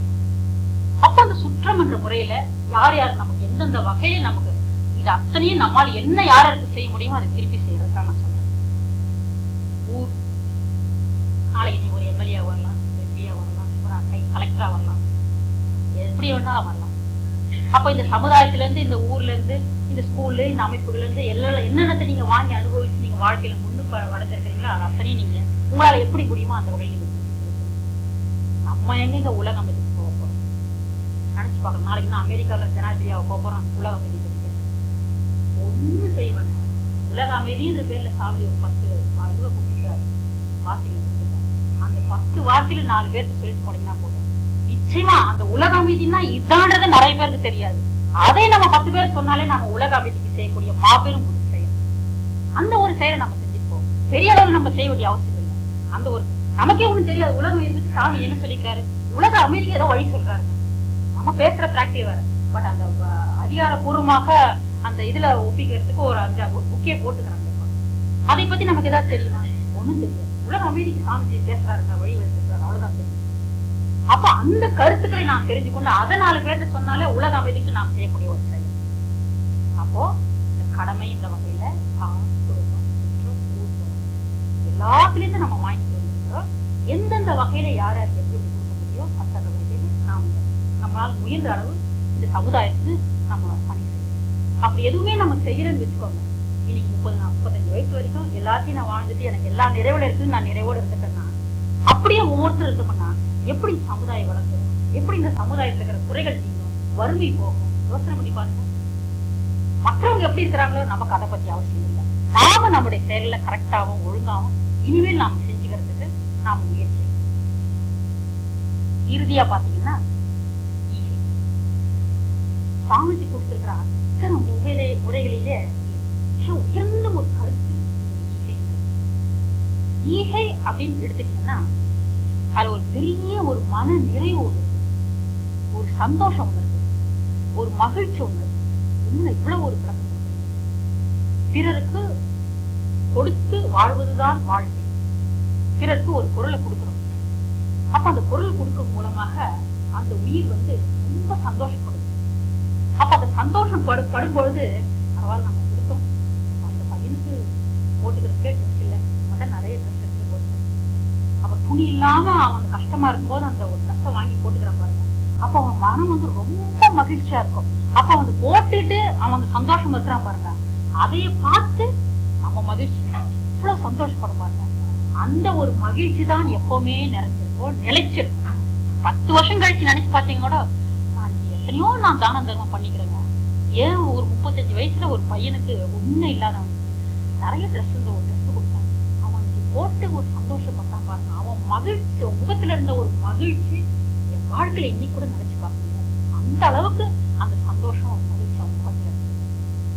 அப்ப பிறருக்கு கொடுத்து அந்த கொடுக்கிறது மூலமாக அவங்க அடையக்கூடிய ஒரு நிறைவை பார்த்து மகிழ்ச்சி அடைவதுதான் கொடுக்கும் மனசு என்பது 99.4% ஒரு 1/4%. ஏன்னா கடும்பற்றுன்னு ஒண்ணு நம்ம இடத்துல அதன் மூலமாகத்தான் நம்ம எல்லாருமே வாழ்க்கணும். அப்படி அத்தகைய வகையில் நம்ம வாழும்போது எங்கிருந்து நமக்கு ஈகேன்ற ஒரு இன்னொரு கருத்து, தினமும் தவ முடியல உடல் நலம் ஈடாயில் நிறைச்செல்லும் உயர் புகழ் அப்படின்னு உடல் நலம் ஈடாயில் நிறைச்செல்லும் உயர் புகழ்ன்றது எதை சாமி சொல்றாங்க யோசனை பண்ணி பாருங்க. சாமி சொல்ற உயிர் புகழ் என்னவா இருக்கும் அப்படின்னு நம்ம யோசனை பண்ணி பார்க்கணும். சரி, இந்த ஏரியாவுக்கு நம்ம ஒரு பெரிய ஒரு கலெக்டரா இருக்கிறோம், நம்ம கிடத்துல 4 கார்கள் இருக்கு, நம்ம நினைச்சா 4 பேர் நமக்கு வேலை செய்ய ஆளுங்க இருக்கிறாங்க. திரும்பி பார்த்தா எப்படி திரும்பி பார்த்தாலும் ஆளுங்க, நினைச்சா நினைச்ச இடத்துக்கு போறாங்க, நினைச்ச இடத்துக்கு போறாங்க. இந்த அளவுக்கு அவருங்களா பெரிய ஆளுங்க அப்படின்னு 10 பேர் புகழ்ந்து பேசக்கூடிய ஒரு நிலை நமக்கு வாழ வேண்டும் அன்றதுக்காக நம்மள வாழ்த்து சொல்றாரு. அதுவா உயிர் புகழ் இருக்காரு கிடையாது. சாமி சொல்லக்கூடிய உயிர் புகழ் எதுன்னு பாத்தீங்கன்னா பல காரியங்களுக்கு பல பெரியவர்கள் பல அமைப்புகள்ல இப்ப நான் இந்த இடத்துல நம்ம இருக்கிறோம் வைங்கள, நிறைய இடத்துல ஒரு கிராமம் இருக்கு. அந்த இடத்துல சாப்பாடு இல்லாம, துணிமணி இல்லாம, தண்ணி வசதி இல்லாம, இல்ல எந்த அமைப்புகள் இல்லாம நிறைய பேர் கஷ்டப்பட்டாங்க. என்னிடத்துல பொருள் வசதி இருக்குது, எல்லா துறைகள ஒரு கவர்மெண்ட்ல ஒரு போயிட்டு வரக்கூடிய ஒரு முக்கியமான ஒரு அமைப்புல ஒரு பொறுப்புல நான் இருக்கிறேன். அத்தகைய முறையில எனக்கு எல்லா அமைப்புகளும் இருக்கு. இதை வச்சு கொண்டு எந்த அளவுல நான் மற்றவங்களுக்கு நன்மை செய்யணும் அப்படின்னு பாக்குறேன். அப்ப பார்க்கும்போது அந்த ஊர் மக்கள் எல்லாம் சேர்ந்து இந்த இடத்துல ஒரு ஸ்கூல் இல்ல அப்படின்னு அவங்க நினைச்சுக்கிறாங்க. நம்ம இடத்துல யாரும் சொல்றது நமக்கா ஒரு கருத்து, இந்த பசங்க எல்லாம் இப்படி படிக்கிறாங்க, படிக்கிறதுக்கு கஷ்டப்படுறாங்க, சாப்பாட்டுக்கு எல்லாம் எத்தனை பேர் கஷ்டப்படுறாங்க. அப்ப நமக்குள்ள ஒரு உணர்வு சரி அந்த பள்ளிக்கூடத்தை நம்ம செய்வோம், அந்த உணவு நம்ம போடுவோம் அப்படின்னு நாம ஒரு செயலை செஞ்சு கொண்டே வரும்பொழுது நமக்கு ஒரு உடல் நலக்குறைவோ ஏதோ ஒன்று வருதுன்னு வைங்களேன். அப்போ நம்ம அந்த மற்ற அன்புகள் எல்லாம் பார்க்க வராங்க. அப்ப அவங்க என்ன சொல்றாங்க, ஐயோ நினைச்சு கூட பார்க்க முடியல, யார் இது சேர்க்காமே எத்தனை மாதிரி செயல்களை நீ செஞ்சிருக்கிற. ஒருத்தர் ஒரு கேட்டா போதும் வீட்டுக்கு அந்த முகமலர்ச்சியோட முதல்ல தண்ணி குடுத்துட்டுதான் டீ குடுத்துட்டுதான் நீங்க பேசுறீங்க. அப்புறம் கேட்டா எந்த நேரம் நைட் 12 ஆனாலும் சரி முகம் சுளிக்காம ஒரு பேசி எடுங்க. ஒரு வண்டி வசதிங்களா இந்தாங்க உங்களுக்குன்னு ஒரு வண்டி எப்பவுமே வச்சுருங்க. நாம வச்சிருந்தாரு நம்ம வச்சிருக்க முடியுமா? 2 கார் வச்சிருந்தாங்க, ஒரு கார் அவருக்குன்னா ஒரு கார் பொதுமக்கள், யார் எப்ப வேணாலும் அந்த காரை யூஸ் பண்ணி எங்க வேணாலும் போய்க்கலாம். அவர் வசதியா இருந்தப்ப அந்த ஒரு கார் அது மாதிரி வச்சிருக்காங்க. அந்த மாதிரி நம்ம வச்சிருக்க முடியுங்களா? வச்சிருக்க முடியாது. அப்படி எந்த நேரத்துல எந்த வண்டி வசதி இல்லாத ஒரு ஊர்ல நம்ம வாழ்ந்துட்டு இருக்கோம். எப்ப கேட்டாலும் நீங்க வண்டி வசதி செய்யுங்க. இத்தனை ஒரு அமைப்புகளோடு நீங்க எப்போதான் நல்லா இருக்கணும். உங்களுக்கு எந்த குறையும் வரக்கூடாதுங்க. உங்களுடைய குழந்தை, உங்களோட குடும்பம், உங்களோட அமைப்பு எல்லாம் நிறைஞ்சிருக்கு, உங்களுக்கு நல்லதாங்க செய்வான் அப்படின்னு உள்ள அன்போட உள்ள கருத்தோட அந்த இறைநிலையிலிருந்து வரக்கூடிய ஒரு வாழ்த்து தான் நமக்கு உயர் புகழாக வரணும். அதுதான் உயர் புகழ். உடல் நலம் ஈடாயுள் நிறை செல்வம் உயர் புகழ். அப்ப அந்த உயர் புகழ் எப்படி வரும்? இந்த ஈகை என்ற ஒரு குணத்தினால அந்த உயர் புகழ் நமக்கு வரும். எல்லா காரியங்களும் எப்படி செய்யணும்னு இருக்குது. அன்னதானம் போடுறாங்க. நான் நேற்று கூட 100 பேருக்கு அன்னதானம் போட்டேன். எப்படி நீ அன்னதானம் போட்ட? என்னுடைய ஃப்ரெண்ட்ஸ் நான் அத்தனையும் சொல்லிட்டேன், நாளைக்கு கோயில் அன்னதானம் போடுங்க, சரி நம்ம மாவு மச்சான்ல நீ கூப்பிட்டு வந்துரு, ஃப்ரெண்ட்ஸுங்க அத்தனை பேர் நாளை ஞாயிற்றுமா அப்புறம் பார்த்துக்கலாம், லட்சியமான வந்து நம்ம போற அன்னதானத்தை நம்ம சாப்பிடாம எவன்டா சாப்பிடுவான், வந்துருங்க நல்லா சொல்லியாச்சு. அந்த அத்தனை பேர் என்னண்டா ஞாயிற்றுக்கிழமை அவங்க கறி காசு போட்டு சரி நம்ம ஃப்ரெண்டுக்காக பயந்துட்டு வந்தாங்க. அத்தனை பேரும் சாப்பிட்டாங்க. எப்படி இலையிலயோ பிளேட்லயோ எதுலயோ போடுறாங்க, பேருக்கு உட்காந்து சாப்பிட்டுன்னு சாப்பிடுவாங்க, 2 வாயில் வைப்பாங்க, அப்படி பசிச்சு ரைட் கை வந்தாச்சு. அதுவே ஒரு சாப்பாட்டுக்கே வழி இல்லாத ஒரு ஏழை அந்த ரோட்ல சேர்த்து வச்சுக்கிறேன், பிளாட்ஃபார்ம்ல படிச்சுருக்கிறேன், மழைக்கு துணி இல்லாம ஓரம் கட்டிக்கிறவன் எத்தனையோ பேர் இருக்காங்க. அதுல அந்த 4 பேர் கூப்பிட்டு அந்த அந்த சாப்பாட்டை போட்டுவாங்க. 2 நாளாச்சோ 3 நாளாச்சோ 4 நாளாச்சோ அவன் சாப்பிட்டு அந்த சாப்பாட்டு எடுத்து கணிஞ்சு அந்த ஒரு வாயில வச்சு அது முழுங்கும் போது அவன் கண்ணுல இருந்து வரக்கூடிய ஒரு கண்ணீர் இருக்கு பாருங்க. அந்த கண்ணீர் வந்து அந்த உள்ளத்துல இருக்கக்கூடிய இருந்து வரக்கூடிய ஒரு அன்பு, அந்த அவனிடத்துல இருந்து வரக்கூடிய ஒரு அன்பு அலை அப்படியே உங்களிடத்துல வாழ்த்தாக்கு வந்து பாருங்க. நல்லா இருக்கணும். நான் சாப்பிட்டு எத்தனை நாளா இந்த மாதிரி ஒரு சாப்பாடு சாப்பிட்டதே கிடையாது. அந்த உணர்வை ரசிச்சு சாப்பிடும். யாருக்கு நீங்க சாப்பாடு கொடுக்கணும் யோசனை பண்ணி பாருங்க. செய்யற செயல் ஒண்ணுதான், அன்னதானம் தான். ஆனா அது யாருக்கு செய்யணுமோ அவங்களை அறிந்து செய்யணும். அப்ப நம்ம என்ன நம்ம நினைக்கிறோம்னா பெயர் அன்னதானம் தான், பிச்சைக்காரங்களா சொல்றாங்க அவங்க. அப்ப நம்ம கருத்து என்ன இருக்கு? அந்த சாப்பாட்டு போறது ஒண்ணுதான், ஆனா யாருக்கு போய் சேரணுமோ அது சேருது இல்ல. அப்போ அன்னதானம்ன்ற கருத்துக்கு நம்ம வேற ஒரு டெஃபினேஷன் வச்சிருக்கோம். இது ஒழுங்கான செயலா ஒழுங்கற்ற செயலுங்களா? யோசனை பண்ணி பாருங்க. ஒண்ணுமே அப்படித்தான். இன்னும் நிறைய அடிக்க 30 புடவை வச்சிருக்கேன். எல்லாம் பார்த்தா கூட தினம் ஒரு புடவை கட்டினா கூட 1 வருஷம் தெரியாது. எனக்கு பாத்தீங்கன்னாங்க அது என்னன்னு தெரியாது. சின்ன வயசுல இருந்து எனக்கு எந்த புடவையும் கிழியறது கிடையாது. அது எப்படியோ 6 மாசத்துல கட்டினா எல்லாம் கிழிஞ்சிருக்கேன், எனக்கு கிழியறதே கிடையாது. எங்க நீதான் காத்தால வந்து மதியம் வந்து சாயந்தரம் வந்து மாத்திரம் எங்க கிழியும்? உங்க வீட்டுல பாத்திரம் வாங்கி அப்படித்தான் நமக்கு அந்த ஒரு 10 ரூபா நமக்கு பெருசு கிடையாது. 40 ரூபா பாத்திரம் வாங்காத நமக்கு பெருசு. ஆனா பழைய சேலை தான். அந்த பழைய சேலாலெல்லாம் அது கொடுக்கறதுக்கு மனசு வராது. அந்த ஈகைன்ற குணம் அதுவே நம்ம இடத்துல கிடையாது. பிறருக்கு கொடுத்து வாழ்வதுதான் வாழ்க்கை என்று வளராக சொல்றாங்க. யோசனை பண்ணி பாருங்க எந்த அளவுக்கு நம்ம மக்களுக்கு ஒரு தன்மை ஒண்ணுமே இல்லை. நீங்க சொல்றீங்க ஈகை என்ன இருக்குதுங்க? தினம் அவன் சம்பளத்துல போறான், அவனும் ஒழுங்கா மக்களை சாப்பிட்டு வேலைக்கு போயிட்டு குழந்தைங்க குழந்தை செய்யாது. எல்லைங்க ஈகைக்கு இறக்கத்துக்கு போறோம். ஏன்னா நம்மளாம் நம்மளாலாம் பெரிய அளவுல பொண்ணாலோ பொருளாலோ அதிகாரத்தாலோ புகழாலோ எதுவும் பண்ண முடியாது. சாதாரண ஒரு அன்புல எதுவும் கிடையாது. அன்பான வார்த்தை அன்பும் கருணையோடு உலகத்திற்கு வரக்கூடிய புரிஞ்சு வரக்கூடிய வார்த்தைகள் இல்லை. அது எப்படி அன்பும் கருணை நம்ம அர்த்தம் எனக்கு தெரியாது. அதுவும் தவறு. ஏன்னா நமக்கே தெரியாது. நம்ம நிறைய நாம சொல்றோம். வீட்டுக்கு போயிருந்தோம், நம்ம பேசினாங்க ஒரு 10 நிமிஷம். நமக்கு எவ்வளவு ஒரு எவ்வளவோ கஷ்டத்தோட போனாங்க. அவங்க பேசின அந்த வார்த்தைனால அந்த 10 நிமிஷம் என் கஷ்டமெல்லாம் எங்க போச்சுன்னு தெரியாது. மனம் அவ்வளவு அமைதியா இருக்கு. அப்ப அந்த மனம் அமைதியா வருதுன்னா அவங்க எந்த மாதிரி பேசினாங்க அந்த வார்த்தைகளை கேட்டு அதை கரெக்டும் தெரிஞ்சுக்கிற அளவுக்கு நம்ம மனசு இருக்குன்னா அவங்க உன்னிடத்துல அன்பான வார்த்தை இல்லைங்க. இப்ப நீங்க திருப்பி திருத்தக்கூடாதுங்களா? அதுக்கு அன்பான வார்த்தைகள் தான், அது இதமான வார்த்தைகள் தான், அது பண்புள்ள வார்த்தைகள் தான். அத்தையும் தெரிஞ்சு கொள்ளக்கூடிய அறிவு நமக்கு இருக்கும் பொழுது அதுல கரெக்டு தான் தெரிஞ்சுக்கும் போது அது நம்ம இடத்துல இருக்குன்னு நமக்கு தெரியாதுங்களா? நம்ம இடத்துல இருக்கிறதால தான் அது இருக்குதுன்னு அவங்க இடத்துல இருக்குன்னு நமக்கு. அப்ப அது எல்லாமே இல்லாம ஒரு மண்ணு மாதிரி எந்த சிந்தனையும் இல்லாம தெளிவுங்க நம்ம வாழ்க்கை யோசனை பண்ணிப்பாங்க. அதே சுவாமி ஒரு கருத்து சொன்னாங்க, அழிந்தது சிவம் வளர்ந்தது. அதை கூட நம்ம பார்க்கணும். எல்லா மக்களும் இருக்கிறாங்க, எல்லா மனிதர்கள் இருக்கிறாங்க. ஒவ்வொரு அந்த இறைவன் தான் அத்தனை பேரும் பார்த்தாலும் இறைவன் ஒவ்வொருத்தரும் ஒரு உணவு வச்சிருக்கிறாங்க. எல்லாரும் ஒரே மாதிரி இருக்கக்கூடாதுன்னு ஒவ்வொருத்தரும் அந்த உணவுக்கு ஒரு பேர் வச்சு நாளைக்கு எல்லாரும் போறக்கூடிய இடம் ஒரே இடம் தான். நம்ம மாற்றி போகிறது கிடையாது. அப்ப அத்தனை பேரும் இந்த வீட பிறந்து இந்த உடம்பு வச்சுட்டு ஒரு பணமாக பகிர்ந்து கொண்டு வாழ்ந்து கொண்டிருக்காங்க. அப்ப அப்படி வாழ்ந்து கொண்டிருக்கும் பொழுது ஏன் நமக்கும் அவங்களுக்கு வித்தியாசம் இருக்கு பாத்தீங்கன்னா, உன்னுடைய வினைப்பதிவு தகுந்தமா என்னுடைய வினைப்பொருள் தகுந்த மாதிரி நான் ஒவ்வொருத்தரும் எல்லாரும் இறைவன் தானுங்க. அப்படி அவங்க மட்டும் நல்லா வசதியோட வாழ்க்கையோட வாழ்க்கை கொண்டுக்கிறாங்க. என்னிடத்துலயே இருக்கிற இறைவன் தானுங்க. நான் எங்க கஷ்டப்படுறேன் அப்படின்னா நாம பிறந்த விதம் நம்மளுக்கு இருக்கக்கூடிய வினைப்பதிவு அந்த மாதிரி. நாளைக்கு இப்போ பெரிய ஒரு அமைப்பு, நாளைக்கு ஒரு கலெக்ஷனே வைக்கிறேன், ஏ பாசிட்டிவ் ரத்தம் ஒரு தேவைப்படுது, டாக்டர் டிவியில எல்லாம் அனௌன்ஸ் பண்றாங்க. ஏன்னா அந்த ஏ பாசிட்டிவ் கிடைக்கிறது ரொம்ப கஷ்டம், ஏ பாசிட்டிவ் கிடைக்கிறது ரொம்ப கஷ்டம். அண்ணன் தம்பி சொந்தக்காரன் பணம் லட்சக்கணக்கில் பணம் எந்த ஸ்டேட் பணம் ரத்தம் கிடையாது. ரோட்ல போயிட்டு அவங்க இடத்துல இருக்கிற ரத்தத்தையே நம்ம கொடுக்குறது இதே போனாலும் சரி, அந்த ரத்தம் வேணும்னு சொல்லுவாங்க. அப்ப எங்க போனாங்க? அப்போ உடனடியே இமீடியட்டா அந்த பிளட் எடுத்து அவங்க போனாங்க.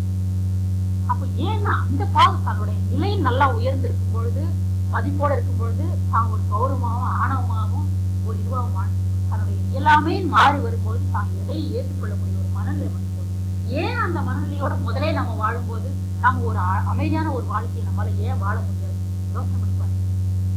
நம்ம இடத்துல எது இன்னும் இருக்குது, நம்ம கொஞ்சம் மாற்றி அமைச்சு கொண்டு போனோம்னா நம்ம வாழ்க்கை எல்லாவற்றையும் நம்ம அப்ப எல்லா இடத்துலயும் அந்த இறை உணர்வு இறைவன் தான் இருக்கலாம். நான் யோசனை இவ்வளோ கஷ்டப்படுறேன், இவ்வளவு இது பண்ணிக்கிறாங்க, அதனால என்ன தெரியும்? அதுக்குள்ள இருக்கிறது யாரு? உருவத்தை பார்க்க வேண்டாம், அந்த அமைப்பு பார்க்க வேண்டாம், அந்த பெயரை பார்க்க வேண்டாம், அதுக்குள்ள துன்பப்பட்டு கொண்டிருக்கக்கூடிய அந்த உயிரை நீங்க பாருங்க, அந்த இறைவனை நீங்க பாருங்க. அறிந்தது சிவம். என்னன்னு அறிந்தது? அந்த உடலுக்குள்ள இருக்கக்கூடிய உயிர் துன்பப்பட்டுக் கொண்டிருக்கிறது என்பதை அறிந்தது. சிவம்தான் துன்பப்பட்டுக் கொண்டிருக்கிறது என்பதை நான் தெரிந்து கொண்ட உடனே என்னிடத்திலே மலர்ந்தது அன்பு அப்படின்னு அர்த்தம். அறிந்தது சிவம், மலர்ந்தது எப்படி? அந்த சிவம் துன்பப்பட்டுக் கொண்டிருக்கிறான் பார்க்கும் பொழுது அன்பு மலர்ந்து என்ன செய்யணுமோ உடனடியாக அப்போ இந்த தன்மை எல்லாத்தையும் இறைநிலையோட பார்த்து கொண்டு இறைவன் தான் எல்லா இடத்துல இருக்கிறான் அப்படின்னு நம்ம தெரிஞ்சு கொண்டு அப்படி நம்ம வாழ்ந்தோம்னா யாரிடத்துக்காக நம்ம செய்யலாம், யாரிடத்துல இருக்கிற பொருளையாவது நம்ம மதிப்போம்னா, யாரையாவது அழிச்சு வாழ நம்ம நினைப்போம்னா, எதிர்ந்து கொள்ளையா எந்த ஒரு செயலாவது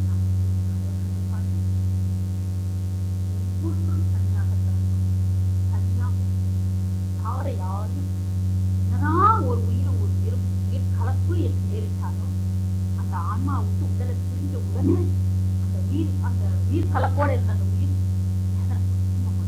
மாசம் சாப்பிடாது, 3 மாசம் சாப்பிடாது, ஒரு 6 மாசம் கழிச்சு அப்படி 6 மாசம் உள்ள ஒரு வருஷம் கழிச்சு நம்ம உருவத்தை அம்மா இருப்பாங்க. அந்த நினைவோடு யாரும் அந்த உயிர் போன உடனே அந்த உயிரோடு இணைஞ்சு வரது ஆவாங்க. அத்தனை ஒரு முறையில எல்லாம் நம்ம வாழ்க்கை ஏன் சொல்றேன்னா 10 10 அப்படின்னு சொல்றாங்க. எல்லாம் நமக்கு தேவை. உட்கார்ந்துருக்கோம், நான் என்ன செய்யறேன்னா என்னுடைய செயல் வாழ்க்கையில நான் தான் செஞ்சு கொண்டிருக்கிற செயல் இப்படி உட்கார்ந்து அவங்க என்ன சொல்றாங்க, இந்த சேர குடிச்சுன்னா என்னைக்கு டெவலப் ஆக முடியாதுன்னா இந்த பக்கத்து சேர இந்த கம்பி சாமி சொல்லிட்டு அதை குடிச்சாதான் போக முடியுங்கிற ஒண்ணு இல்லைன்னா இங்க குடிச்சுட்டே நான் இதை நம்பி அது குடிக்க முடியும் அப்படியா இருக்கு. அப்ப அதை குடிக்கிறோன்ற எண்ணம் எனக்கு வந்துச்சுன்னா முதல்ல நான் இதை விட்டுட்டு கொஞ்சம் தள்ளி இந்த செயல் யாரு செய்யும்? அப்ப ஒரு இடத்துலயும் அந்த அறிவு இருந்து போற நிலை மனநிலைக்கு விடாம நம்ம என்ன செய்யணும், எப்படி நம்ம பழக்கத்துல வாழ்ந்து வந்திருக்கோம் அந்த வழியிலெல்லாம் நம்ம இந்த அறிவை செலுத்தி நம்ம துன்பங்களையும் பாவங்களையும் சேர்த்து வச்சுட்டு வாழ தெரியாம ஒரு அசிங்கமான ஒரு வாழ்க்கையை வாழ்ந்து கொண்டு சிக்கல் உள்ள ஒரு குழப்பம் ஒரு சாக்கிற மாதிரி நம்ம வாழ்க்கை எல்லாம் நமக்கு என்ன தெரியாம இப்ப நம்ம இது வரைக்கும் பேசணும் ஒரு மணி நேரம் இதுல நம்ம பேசுறது யாருக்காவது புதிய ஒரு கருத்தா நிச்சயமா பேசுவாங்க இல்லைங்க, ஒரு அதிசயமான ஒரு எல்லா விஷயங்களுமே ஆனா நம்ம தேசம் நம்ம எந்த அனுபவங்களையும் நம்ம ஏற்றுக்கொள்ளணும் அந்த நிமிஷத்தோட அதை அலட்சியப்படும். அதனால வரக்கூடிய சிக்கல்கள் தான் வாழ்க்கையில இருக்கக்கூடிய அத்தனை பிரச்சனைகள். இப்ப நீங்க யோசனை பண்ணி பாருங்க, இறைநிலை பத்தி வந்தாச்சு, இந்த ஒழுக்கம் கடமை ஈகை அப்படின்னு 3 பத்தி நம்ம நடக்கணும். இப்ப இந்த 3 பத்தி நம்ம தெரிஞ்சாச்சு. இந்த 3த்துல என்ன செயல் செய்யறோம்னா ஒழுக்கமான செயல் செய்யறோம்.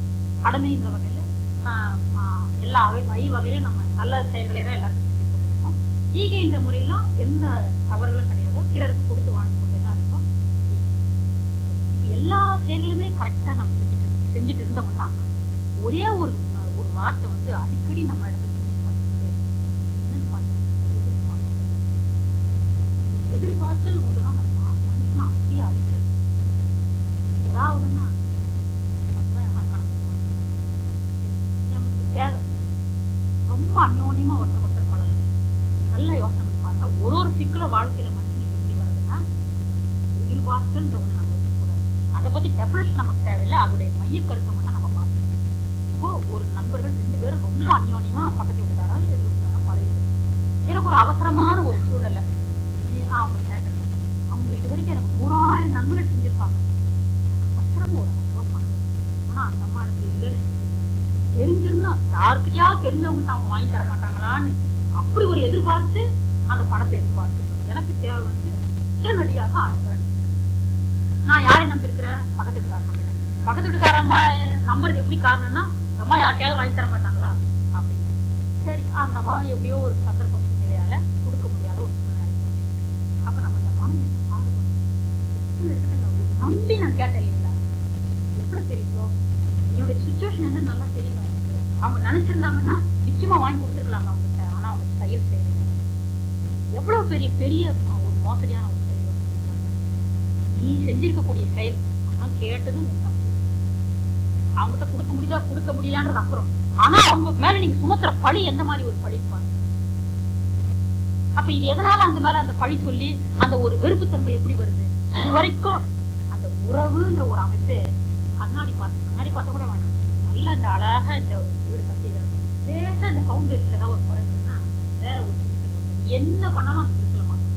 என்னதான் நீங்க திருப்பி ஒரு பூச்சினா கூட அந்த விரிசல் விட்ட இடத்து மேல பூசின இடம் நல்லா இருக்கும். என்னைக்கும் ஃபர்ஸ்ட் இந்த பினிஷிங் மாதிரி வரவே மாட்டோம். எந்த ஒரு உறவாட்டாலும் அந்த எதிர்பார்த்தல் மூலமாகத்தான் அந்த உறவை அது தகுதம் இல்லாம அவங்க மேல எவ்வளவு ஒரு பழி செய்யல நம்ம அதற்கு போக அது எப்படி நம்ம சரி பண்ணலாம்? யார்கிட்டயுமே எதையும் எதிர்பார்த்தா நம்ம வாழ முடியும்? கண்டிப்பா வாழணும். எப்படி வாழணும்? எல்லாம் வல்ல பெரிய பேராற்றல் நம்மளுக்கு இருக்குது. ஜெயித்தாங்க நமக்கு தொடர்பு இருக்கிற ஒரு சமூகம் இருக்கு. இன்னைக்கு நினைச்சா டக்குன்னு தெரியாது.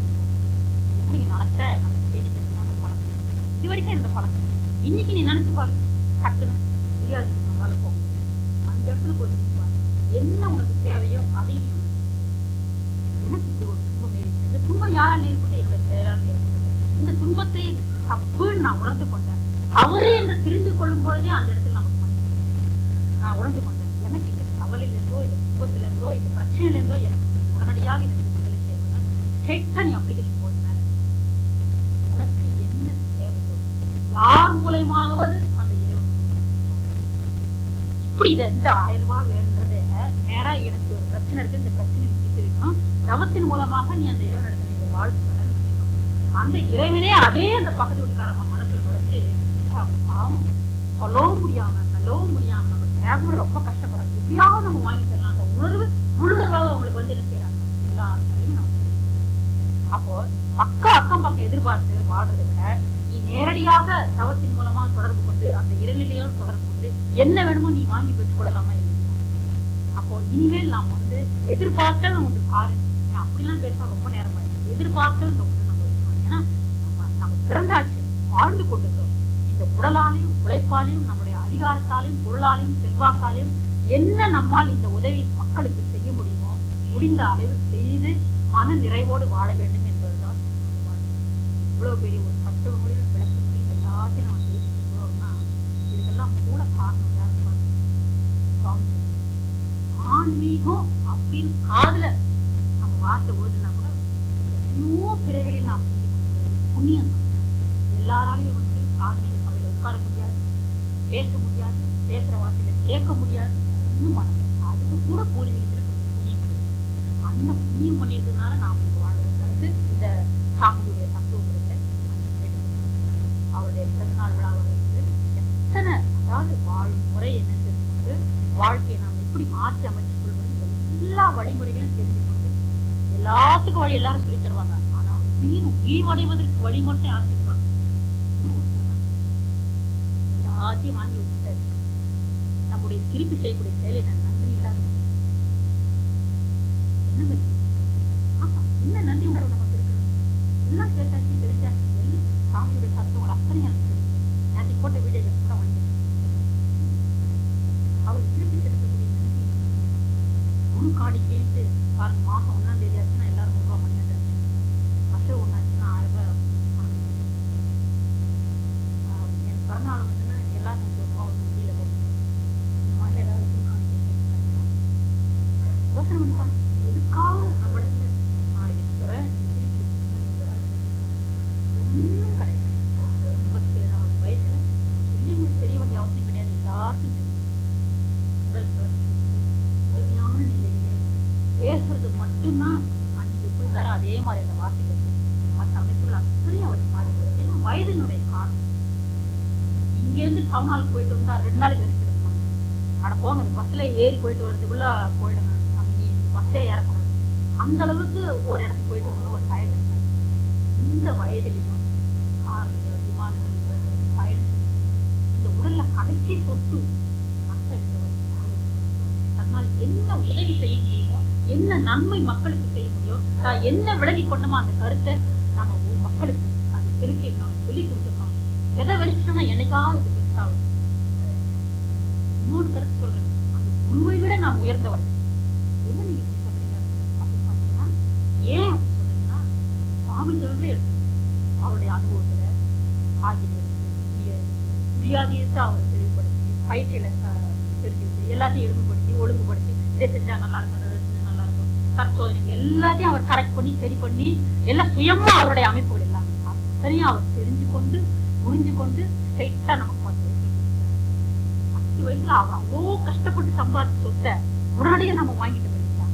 அப்ப யாரு பாகிஸ்தான் யோசனை அவரை விட நம்ம இதை வச்சு நம்ம கவலைப்படுறது. அப்ப நம்ம எந்த அளவுக்கு உயர்ந்த உள்ளவளாகவும் சிறந்த உள்ளவளாகவும் வாழணும். இதெல்லாம் நம்ம என்னைக்கெல்லாம் யோசனை பண்ணணும்.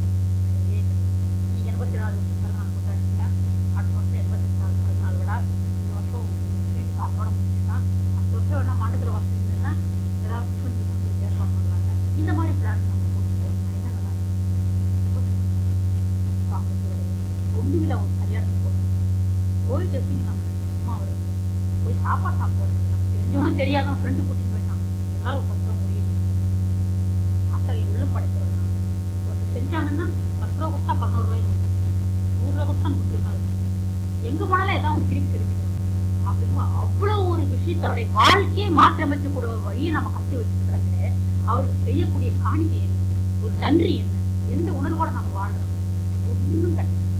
பாத்தீங்கன்னா என்ன கேட்கறாங்க, எந்த அளவுக்கு இந்த தத்துவங்களை நீங்க வந்து எந்த அளவுக்கு இந்த தத்துவங்களை தெரிந்து கொண்டு அந்த தத்துவங்களை தெரிந்து கொள்வதன் மூலம் மட்டும் நாம் நம்முடைய வாழ்க்கையை மாற்றிக்கொள்ள முடியாது. உள்ளுணர்வாக உங்கள் அனைவருக்கும் நாம் திருந்தணும், நம்ம மாறணும், நம்ம மாற்றி அமைச்சு கொள்ளணும் அப்படின்ற எண்ணம் ஒவ்வொருத்தருக்கும் உள்ளுணர்வாக வந்தால் ஒழிய யாரும் யாரையும் தினமும் நீங்க இதெல்லாம் காமிச்சு பார்த்து அவருடைய கருத்துக்கள் எல்லாம் கேட்டு அவருடைய 24 மணி நேரம் அந்த பாட்டுகளே கேட்டு உங்களால உயிரிழந்துட முடியுமா? ஒரு ஓய்வு அவை அத்தனையும் கேட்டுக்கொண்டு அந்த தத்துவங்களை உங்களால் தனதாக்கி கொண்டு நாம் மாறணும், நாம் திருந்தணும்ன்ற எண்ணம் ஒவ்வொருத்தருக்குள்ள உருவமாக வந்தால்தான் நாம் நம்மை மாற்றி அமைத்துக் கொள்ள முடியும். பேசுறது மூலமா கேட்டு அவர் வாழ்த்துனா எப்படி பெரியாகணும் அந்த உணர்வு நமக்கு மேலும் அவ்வளவுதானே தவிர அந்த உணர்வை வரவழைத்துக் கொண்டு அதை செயல்படக்கூடிய தன்மை நாம நம்பணும். எப்படி நம்ம இடத்துல இப்ப எல்லாருக்கும் நல்ல குணங்கள் இருக்குது, நல்ல செயல்கள் இருக்குது. ஒருத்தர் புலால் சாப்பிட்டுருக்கீங்க, அது இன்னைக்கு நாளைக்கு வந்து பாருங்க ரொம்ப வீக்கா இருக்கிறீங்க, ஆட்டு வளர்த்து சாப்பிடாதீங்க, சரியா போயிடும், மன்றத்தை தூக்கி வைக்கணும், முதல்ல உடம்பு முடியாது அப்படின்னு சாப்பிட்டு அதன் மூலமாக ஒரு அனுபவத்தை மன்றத்தில் நீங்க பெற்று இருக்கலாம். இப்படி சாப்பிடனால இந்த பாவப்பதிவு இருக்குது ஏதோ ஒரு அமைப்பு நீங்க பெற்றிருக்கலாம். உயிரே போனாலும் சரி இந்த உணவை நான் சாப்பிடுவதில்லை என்ற ஒரு வைராகியம் ஒரு விழிப்புணர்ச்சி மனதில் எழுதாது. உயிர் போற தருவாயில ஆஸ்பத்திரியில சரி அப்படியே தெரியாம உணர்வே இல்லாம அந்த உணர்வை நம்ம ஊட்டினாங்கன்னா கூட உள்ளு போனது வெளியே. அந்த மாதிரி ஒரு அமைப்புகள் செல்ல பதிவு. அப்போ மயக்க உணர்வுலயே அந்த உணவை நீங்க அருந்தினால் கூட உடனடியே உங்களுக்கு வாங்கி இதுல பல பேருக்கு நாங்க பார்க்கணும். ஏன் இதை சொல்றேன்னா, அப்ப அந்த ஆழமா அதை கருத்து கொண்டு இது கரெக்ட், இது தப்பு தெரிஞ்சுன்னு இதுதான் இருக்கணும் அப்படின்ற ஒரு அமைப்பை நம்ம மனதுல ஒரு விழா முயற்சியோட ஒரு தெளிவோட அந்த ஆளை பதிய வச்சிட்டோம்னா அதுல இருந்து நம்ம மாத்திக்கணும். அதே போல இந்த கருத்துக்களையும் கருத்து உணர்வுகளையும் நாம் நமதாக்கி கொண்டு நம்ம வாழணும், நம்ம திரும்பணும், நம்ம மாறணும். மற்றவங்களுக்கு உபதேசம் சொல்வதற்காகவோ செய்வதற்காகவோ பேசுவதற்காகவோ ஆசையும் கிடையாது. நான் நம்ம தெரிஞ்சுக்கிறதுக்காக நாம் எப்படி வாழணும்னு சாமி சொல்றாரு தெரியுங்களா? அந்த குழுக்கு தெரிந்து வச்சிருக்காரு. ஓ இவங்க இப்படி இருந்தாங்களா, எப்படிலாம் இருந்தாங்க, அம்மா பாட்டம் தாய் தரந்தான் போதும் எதையோ இயற்கையான வார்த்தை சொல்லி வாய் திறந்தாலே மற்ற மாதிரி வார்த்தைகள் வரும். வாய் திறந்தாலே இந்த அளவுக்கு அவங்க மாத்திக்கிறாங்க. என்னதான் அது சொல்றாங்க பாக்கலாம். நம்ம மட்டும் சொல்றோம் உங்களுடைய செயல்கள் மாறி இருக்குது பாருங்க. அந்த செயல்களை தான் நீ குரு காணிக்காக தரணும். அப்ப இந்த செயல்கள் யாரு நான் மாறிட்டேன்னு நீங்க சொல்லணும், மக்களும் சொல்லணும். அப்ப உங்க செயல்கள் கூட உங்களுடைய செயல்கள் மாறினாதான் பக்கத்து கரெக்ட் நம்ம சொல்லுவோம். ஒருபோதும் நம்ம சொல்லணும். ஏன்னா நம்ம என்ன நம்மளுடைய பழக்கம் என்ன, அடுத்த மோசம் பேசி என்னைக்காவது ஒரு அத்தி பூட்டா மாதிரி இவன் நல்லவன், அதுபோல ஒரு நல்லவன் நம்ம சொல்றான்னா எவ்வளவு பெரிய காணியம். அப்ப அத்தகைய ஒரு செயல் நம்மள ஒரு சொல்றாங்கன்னா அப்ப நம்ம செயல்கள் எந்த அளவுக்கு நம்ம மாறி வச்சிருக்கோம். அந்த மாற்றி வச்சிருக்கிற ஒரு அமைப்பு தான் நம்ம இந்த செயலை இனிமேல் 87வது பிறந்தநாள் இது வரைக்கும் நம்ம செஞ்சோமோ தெரியல, நம்ம கேட்டு தெரிஞ்சு வச்சிருக்கோம். 88வது பிறந்தநாள் வர்ற அன்னைக்கு நிச்சயமா ஒரு செயல் நாளெல்லாம் ஒரு மணி நேரம் விளக்கு இருக்கிற எந்த விதத்துல நம்ம மாற்றம் ஒரு நாளைக்கு ஒரு வாரத்துக்கு ஒரு செயல், ஒரு மாசத்துக்கு ஒரு செயல், வேண்டாம் ஒரு வருஷத்துக்கு 10 வருஷம் நான் மனசுல இருந்தேன் இல்ல எந்த மாற்றம் இல்லைன்றத விட ஒரு வருஷத்துக்கு ஒரு செயல் மாத்தினா போதும். நம்ம இடத்துல அதிகபட்சமா 4 செயல் தான் ஈஸியா மாற்றலாம். இந்த செயலை மாற்றி தள்ளாத வயதிலும் அவர் நம்ம அடித்து கொண்டிருக்கிற ஒரு காரியத்தையும் ஒரு செயல்களையும் நாம் நம்ம தாக்கி கொண்டு அவர் என்ன காரியம் செய்து கொண்டிருக்கிறாரோ அவருக்கு உறுதுணையாக நாம் அந்த செயல்களை செய்யணும். அப்படின்னா நம்ம முதல்ல ஃபிட்டாய் அப்ப அந்த ஃபிட்டாயத்துக்கு எந்த வகையில நம்ம நம்மளை தயார்படுத்தணும் அத்தகைய முறையில் நாம் தயார்படுத்திக் கொள்வதுதான் நாம் நம்முடைய